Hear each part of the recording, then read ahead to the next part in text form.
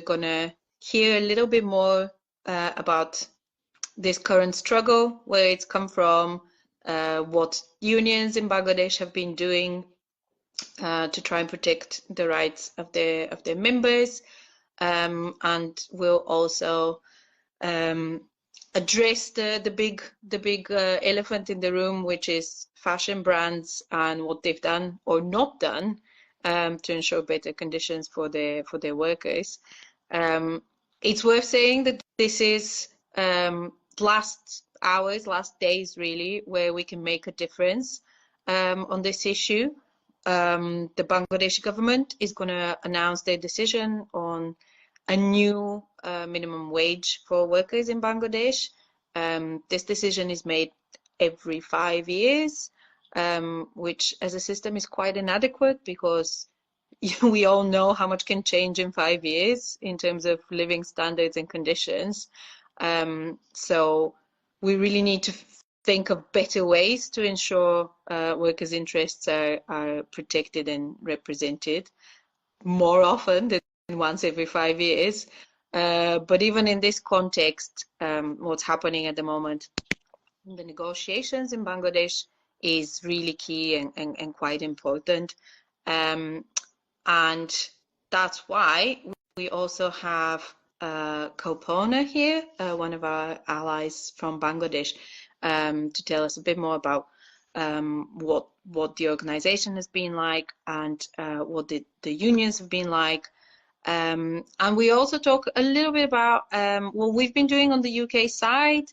Some of our allies here that will address our little Instagram rally will tell you about what trade unions in the UK have been doing, writing letters, putting pressure on the authorities in Bangladesh, but also on fashion brands to do more, what activists can do, even now, even in these last days before the final decision. And hopefully you'll feel sufficiently informed, inspired, angered a bit by what's happening at the moment, to commit to doing more for workers in Bangladesh, for garment workers everywhere, really, because helping them helps us. The fight is everyone's, and it's connected.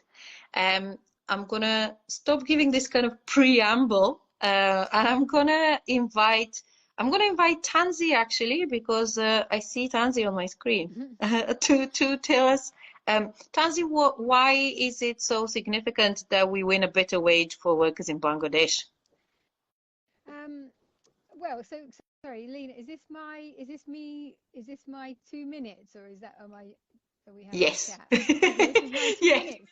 Amazing. Okay, thank you. So, well, I don't want to repeat what I think a lot of people on the call will say, and particularly I think it's important that we hear from Kalpana, who's in Bangladesh and is fighting the good fight on the front line. So I thought what it could be useful for me to talk about is some of the kind of bigger structural issues which have led to a minimum wage in the Bangladeshi garment industry that is the lowest, one of the lowest in the world, and which is, at 50 quid a month is an absolute poverty Tanzi, wage.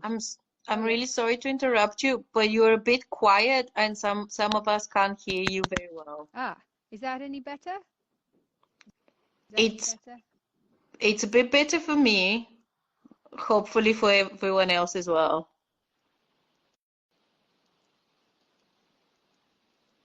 Hello?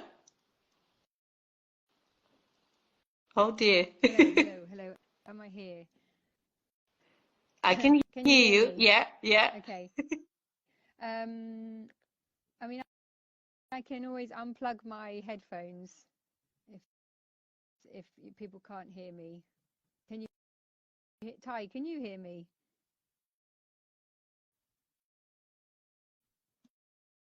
Yeah, I could hear you fine. It's a touch quiet, but okay, yeah. Okay. I'll go again. So, yes. So thank you so much to Labour Behind the Label for inviting me to speak today. I don't want to repeat what other people are going to be saying. In particular, I don't want to repeat what Kalpana, who is fighting the good fight in Bangladesh itself, who will be telling us more about why this wage increase is so important. What I wanted to do is maybe focus a bit more on some of the structural issues which have created a wage that is so rock bottom low in Bangladesh. You know, about £50 a week is not a livable wage in any way, shape or form. It's very much a poverty wage, and I think it's important that we understand that there is nothing natural about wages being so low in Bangladesh, and that what we are witnessing with a wage as low as £50 is the effect of a colonialist global economy over the span of hundreds of years, which has worked very specifically and actively to cheapen the price of Bangladeshi labour, Bangladeshi resources and Bangladeshi garments. So what happens is that export industries like garments are offered up as economic miracles. You know, become a garment exporting country and all your problems will be solved. But in fact, these export industries are a trap. Designed to extract labour and raw materials from the global south and send them up to the global north. And the trap is that in order to earn foreign exchange, countries have to open themselves up to a rigged system, which opens them up to poverty wages, unsafe factories, and a cascade of waste and chemical effluent. And it's in this system that the high income global north grows.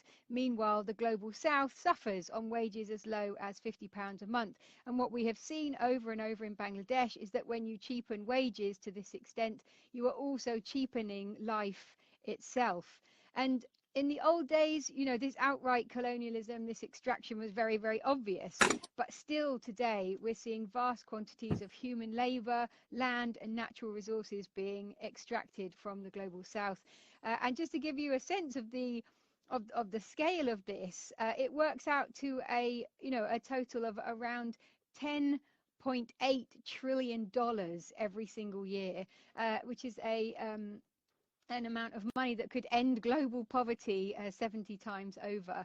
And what this equates to across the global south is 822 million hectares of land, 188 million person labours of labour.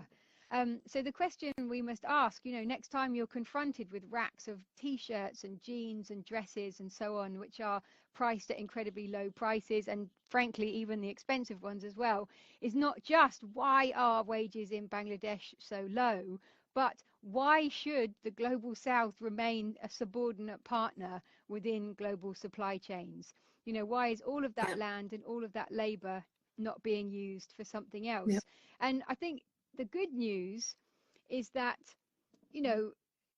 low-income countries in the global south are not poor because they lack people to work or they lack land or natural resources, but they have been made poor because all of this labor and all of this resources are being organized around the economic interests of the rich world. And in this case, we're talking about the fashion brands, from high end to high street to online, who simply want to be able to pile clothes high and sell them cheap. So what we can do, as well as fighting for a proper living wage in Bangladesh and in all the garment exporting countries, is to imagine what could be achieved in the global south if the global south stops servicing the global north. And specifically for Bangladesh, what might Bangladesh look like if its productive capacity was not organized around boosting shareholder profits for everyone from Primark to Prada?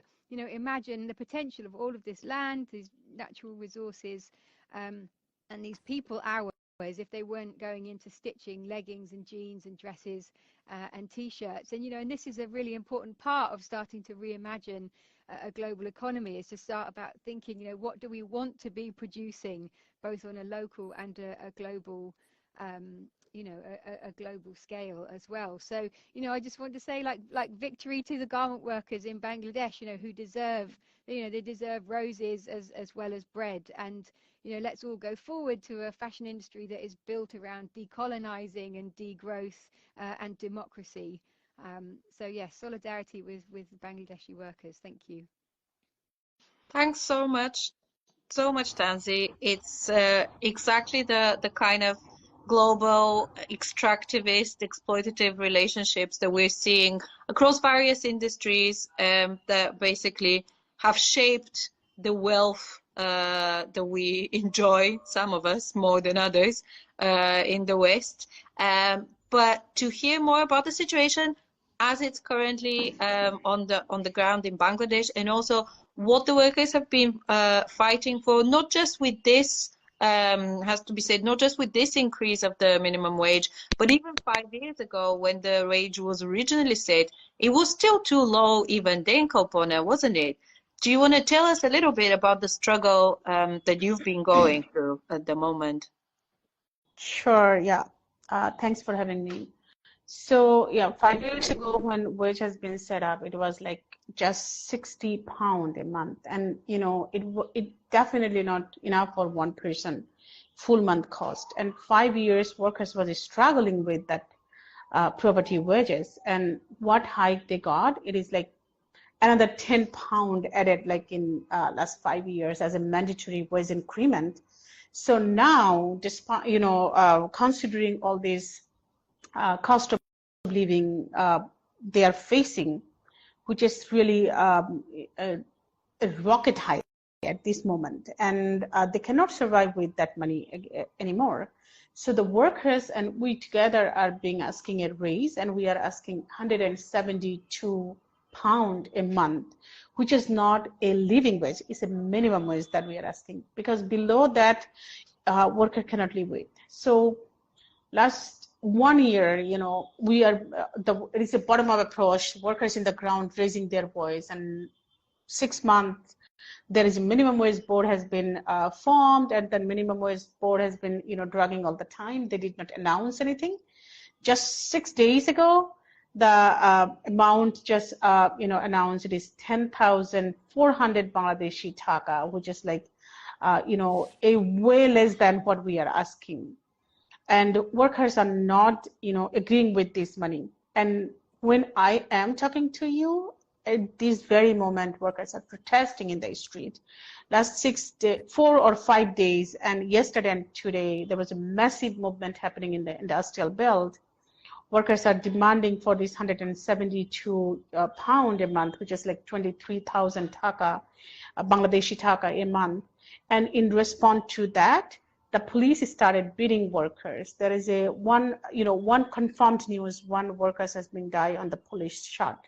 So he died out of the bullet that he has been faced today.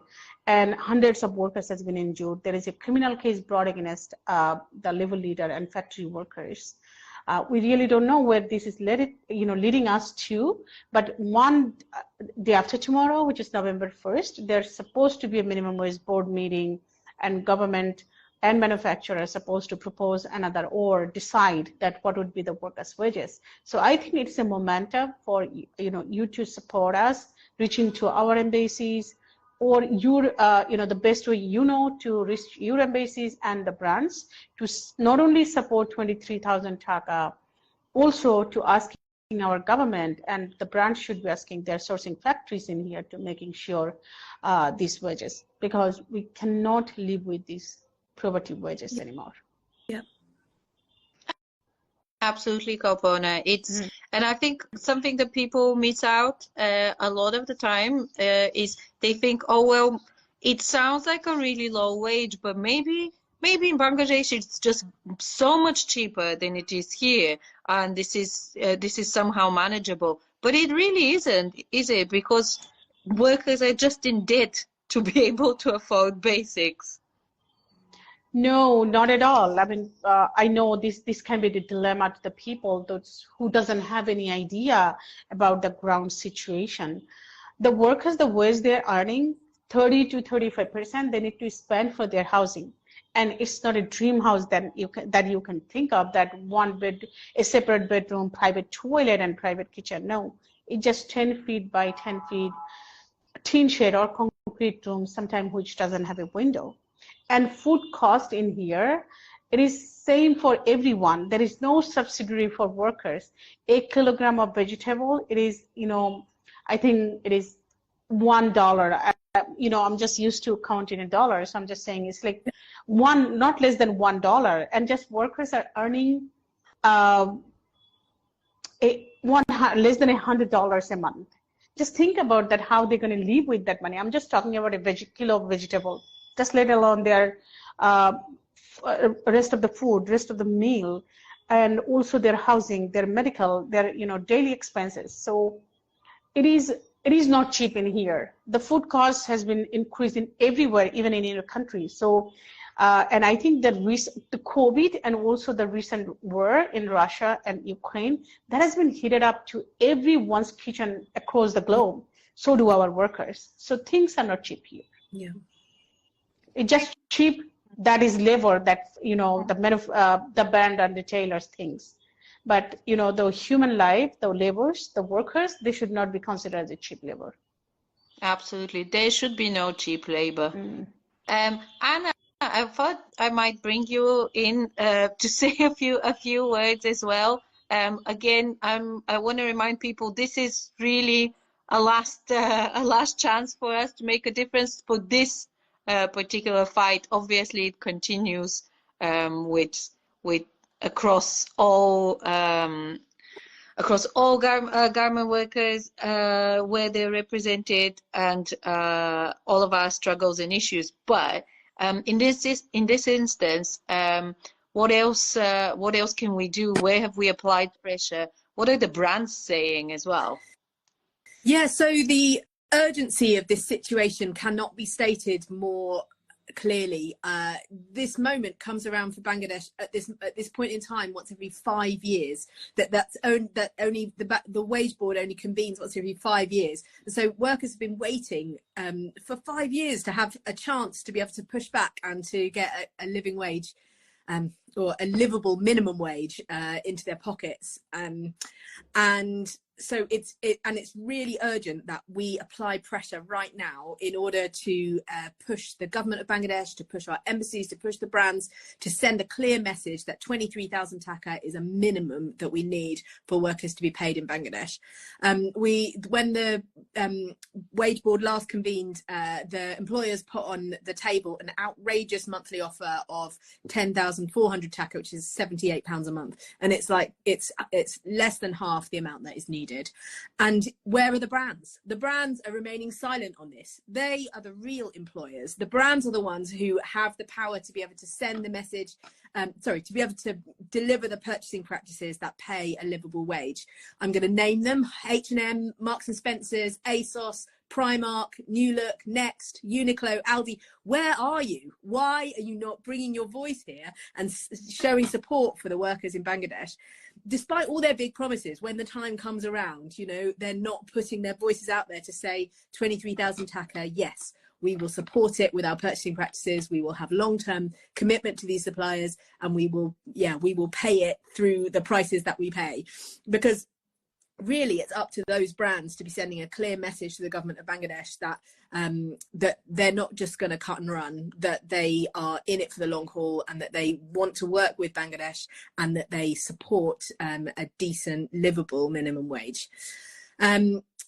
So, yeah, the workers making our clothes in Bangladesh have got to be paid that urgently and now. And we say together that nobody should starve for fashion. Yet that is, just as Kalpona just said, what we've been witnessing. Mothers having to make the choice over whether they should buy a box of eggs in a month for their family or not, because they can't afford to buy them.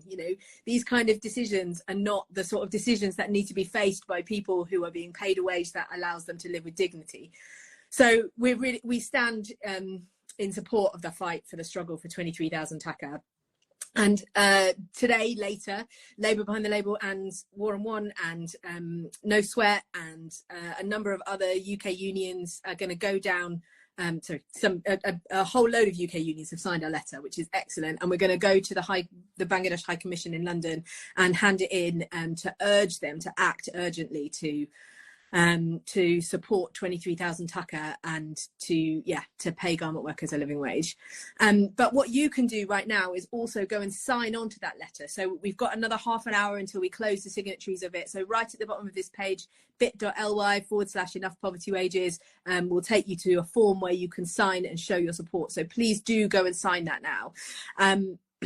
We also will be continuing to pressure the brands over the coming few days until this suddenly all happens, to get them to put 23,000 taka as a public commitment in their communications. A lot of brands have said, yeah, generally we support it, but we support a better wage. But until they actually put a figure on it, what does it mean? Empty promises. I want to say one more thing about empty promises and why it's so important.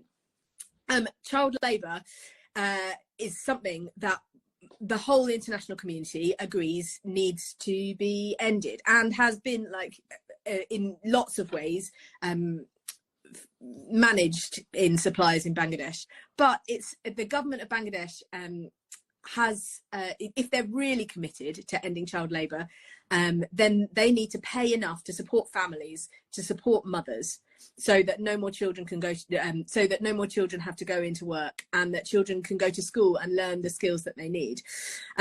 This is like the number one way that kind of issue can be addressed. Families need money, mothers need money, families need support, and that's how we can end child labour.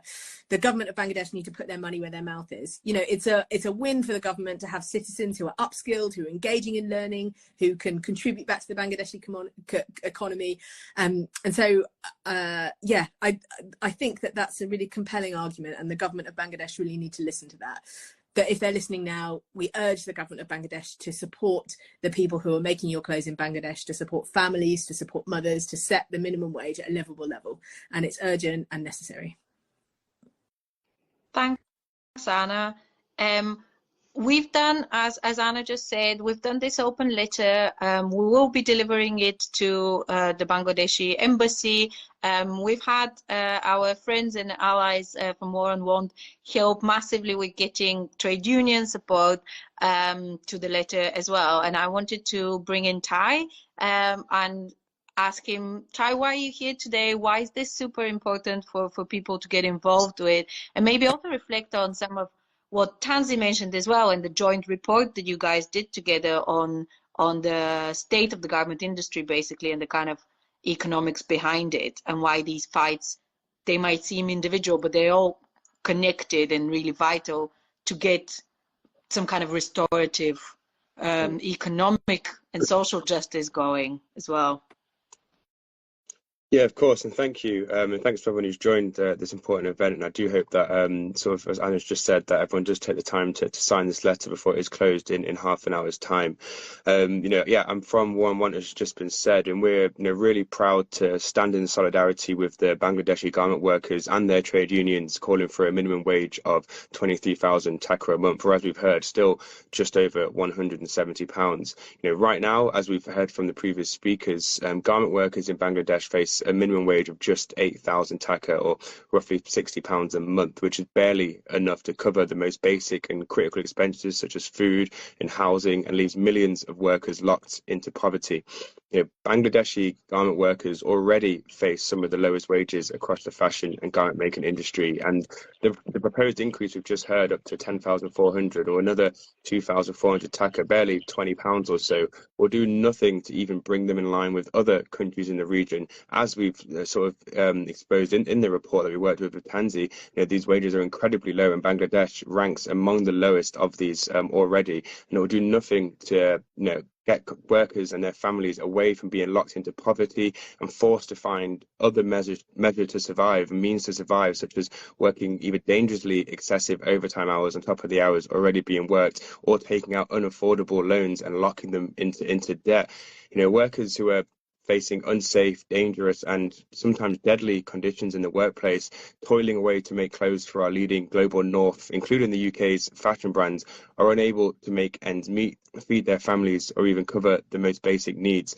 And this has to stop. The minimum wages Bangladeshi and their Bangladeshi garment workers and their unions are requesting is the very least they should get. And as has been said before, it's still far away from what would be a generally living wage. And whilst the corporations and fashion brands continue to make millions and sometimes billions on the back of exploited labor, the global garment industry, employs up to 60 million people worldwide and makes billions in profits each year.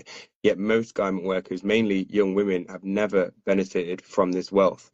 And instead, garment workers, especially in Bangladesh, face poverty wages, long hours, unsafe working conditions, abuse and harassment. And, despite years of international attention on sweatshops, clothing brands continue to squeeze enormous wealth out of their workers through exploitation. Minimum wage is well below a living wage in many countries, and as we've said, with Bangladesh lower than most, where garment factories are mainly concentrated and actually make up the vast majority of their exports. Union busting there is rife, and the demands they're often ignored or they're attempted to be silenced. And we have to do everything we can here in the UK to amplify those demands, and that starts with any action as simple as signing this letter if you can within the next half an hour. Factory managers deny workers their right to freedom of association and collective bargaining, and powerful brands are not doing enough to stop this, and instead they're continuing to profit on the back of exploitation and cheap labour. And right now, what we're seeing is garment workers, and what we've just heard, are resisting this exploitation, and they've joined together in trade unions and workers' associations to demand a living wage and fight for their rights, often in the face of harsh repression, with some of the worst consequences we've just heard. And we back their demands wholeheartedly. We support our garment worker organisations in Bangladesh and around the world who are educating, organising and campaigning for change.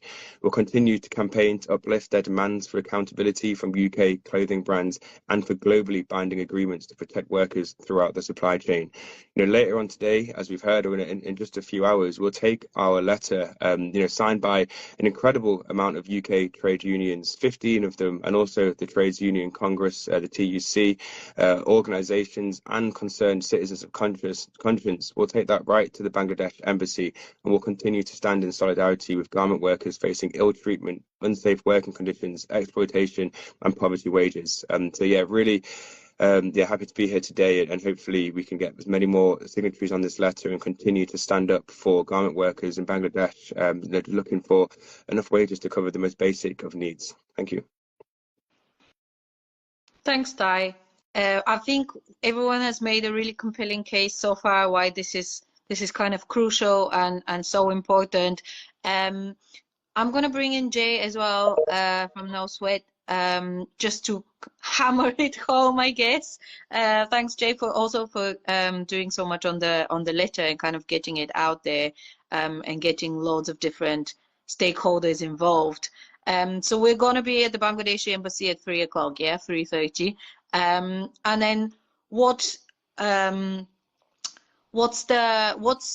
your rationale for getting involved in this? Like, what do you think we should be doing? What more can we be asking from brands as well? We heard that brands have been silent, they've not really done their bit on this. Do we let that slide? And this is a leading question, because I hope you'll say no. Oops, I can't hear you. I think you're on mute. Sorry, classic Zoom thing. We absolutely can't let it slide. Thank you for having me today. I will keep it short, but essentially I think the key thing to this is international solidarity. I've heard this before. International solidarity is the only way we can force brands to change, and the only way governments would listen. The people with the consumer power in the West, which is you and me, and everyone who's involved in this call today, has the power to speak up. And often with such huge crises going on around the world, it's often easy to feel jaded and feel like you can't really make a difference. But little things like this, just signing a letter, get involved with others in terms of putting pressure on brands and calling on governments to do the right thing, in this case something as basic as paying a livable wage, is something you can do without much effort at all. And if you want to take it to the next step, you're seeing groups right now that are all involved in international solidarity campaigns on a wide spectrum of different issues, especially sweatshops, especially in Bangladesh. You can get involved directly with them. They're always keen for new supporters. Yeah, so it's just about getting involved and showing up, really. And the way to put pressure on brands is to call them out, is to do what we're doing today, to call them out on social media, to call them out when protests are organised outside the shops, and adding your voice to letters to all governments is another step in that process. So yeah, this whole journey is something that will continue after the next wage announcement has continued. We're sure that, you know, we're going to fight as hard as we can to get a decent wage for workers, but the fight doesn't end there, because there's always pushback from the people in power to reduce wages, to put pressure on workers not to be standing up for their rights. So international solidarity is the key. Absolutely. I'll hand back. Thanks very much. Thanks everyone for joining us.